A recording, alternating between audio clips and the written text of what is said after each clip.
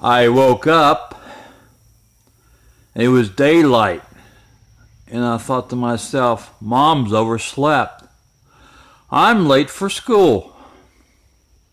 So I pulled back the curtains to look out the window and couldn't. It was the blizzard of 1978. Oh, God. That was the most miserable time. It was fun for a while because we had no school, if I remember correctly, for weeks.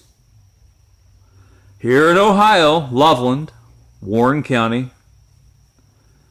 Then I heard my dad wake up and lightly argue with Mom. He said, "Why did you? I'm late for work. Why did you let me oversleep?" He just woke up and hadn't come to his senses yet. Mom's yelled back, or didn't yell. Mom said, "The power's out." So I hear him walking in the kitchen, to look out the door, the window. Snow was higher than the door. I never forget what he said. Oh, shit.